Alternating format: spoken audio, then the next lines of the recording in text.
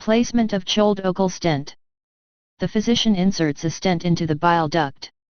The physician makes a small incision overlying the bile duct. Using an endoscope or percutaneous choledochostomy tube, a catheter and stent are placed to bridge a narrowing in the common bile duct. The scope or tube is removed and the incision closed.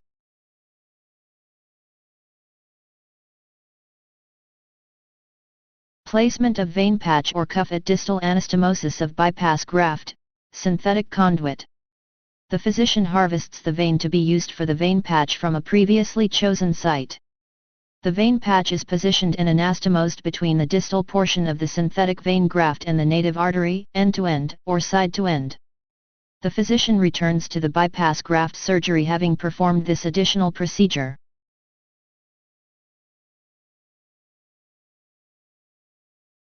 Placement, enterostomy, or cecostomy, tube open, e.g., for feeding or decompression. The physician places a tube in the small bowel for feeding or into the cecum for decompression. The physician makes an abdominal incision. Next, a segment of proximal small bowel or the cecum is isolated. A tube is placed into the small bowel or cecum and brought out through the abdominal wall. The incision is closed.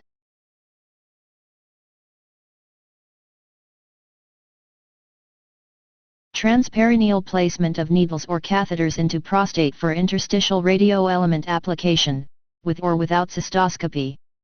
Transperineal placement of needles or catheters into the prostate gland for interstitial radioelement application is a form of brachytherapy.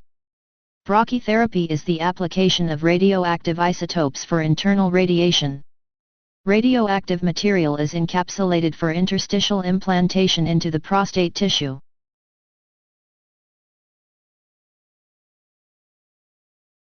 Using separately reportable ultrasound or fluoroscopic guidance, the physician inserts the encapsulated radioactive seeds directly into the prostate tissue transperineally, using appropriate applicators, thin catheter tubes or needles. A previous transrectal ultrasound has been done on the volume of the prostate to map out the precise locations of the radioactive seeds. The radioactive isotopes, such as iodine-125 or palladium-103, contained within the tiny seeds are left in place and deliver their dose of radiation over a period of months.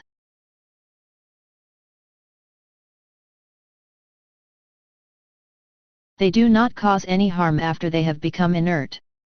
This method provides radiation to the prescribed body area while minimizing exposure to normal tissue.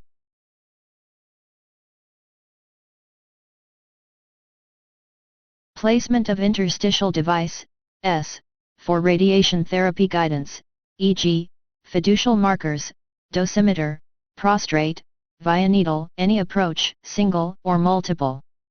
Under guidance from a transrectal ultrasound wand, the physician injects a small capsule into the tissue of the prostate using a needle injection device.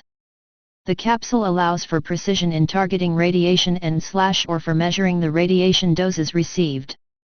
An injected capsule fiducial marker is visible by ultrasound and fluoroscopy, allowing for an accurate triangulation of the tissue to be treated.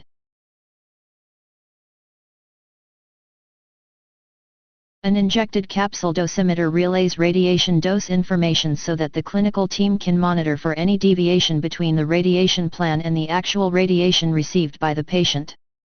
The inserted capsule may act as a fiducial marker or dosimeter, or in many cases, will serve in both roles. This code reports the insertion of one or more of these capsules into the patient's prostate during a single surgical session.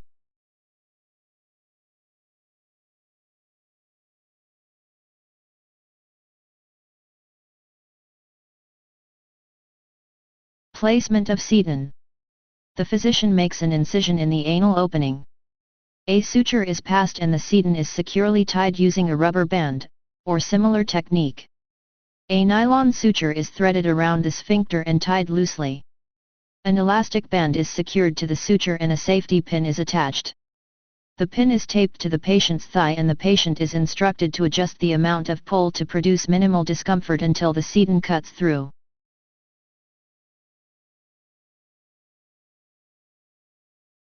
Placement of drains, peripancreatic, for acute pancreatitis.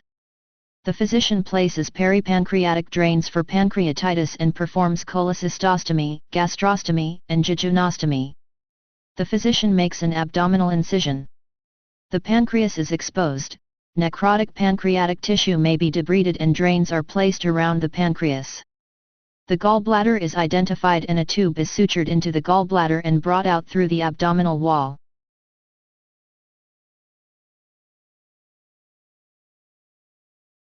An incision is made in the anterior gastric wall and a tube is sutured into the stomach and brought out through the anterior abdominal wall. An incision is made in a proximal segment of jejunum and a tube is sutured into the jejunum and brought out through the anterior abdominal wall. The abdominal incision is closed.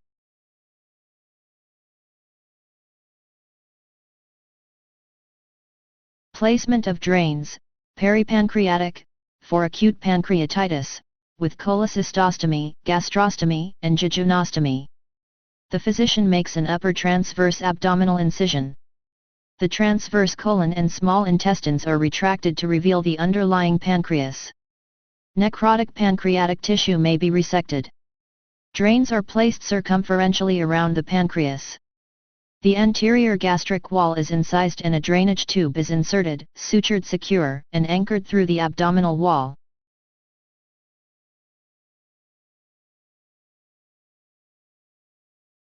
The jejunum is incised and a drainage tube is inserted, sutured, secured, and anchored through the abdominal wall. The gallbladder is located, incised, and a drainage tube is placed in it with the caudal end being drawn through a separate abdominal incision.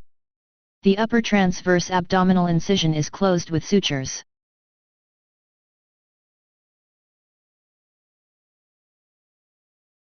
Insertion of peritoneal venous shunt. The physician makes a small lateral upper abdominal incision. Dissection is carried through the abdominal wall layers, the peritoneum is entered and the peritoneal end of the catheter is inserted into the peritoneal cavity and sutured into place. A subcutaneous tunnel is created from the abdominal incision up to the neck and the catheter is pulled through the tunnel into the neck.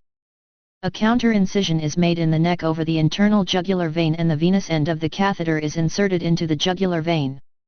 The incisions are closed.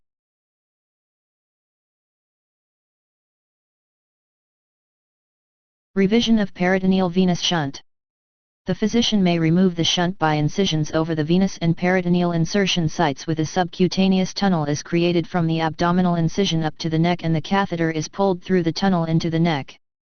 A counter incision is made in the neck over the internal jugular vein and the venous end of the catheter is inserted into the jugular vein. The incisions are closed.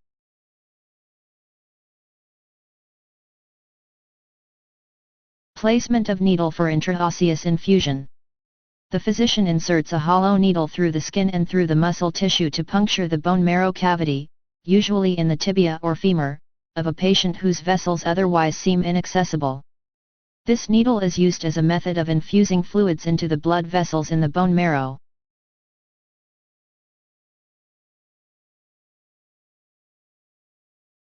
Preparation of tumor cavity, with placement of a radiation therapy applicator for intraoperative radiation therapy, IORT, concurrent with partial mastectomy.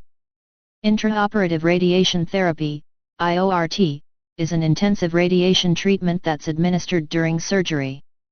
IORT allows direct radiation to the target area while sparing normal surrounding tissue. IORT is used to treat cancers that are difficult to remove during surgery and when there is a concern that microscopic amounts of cancer may remain.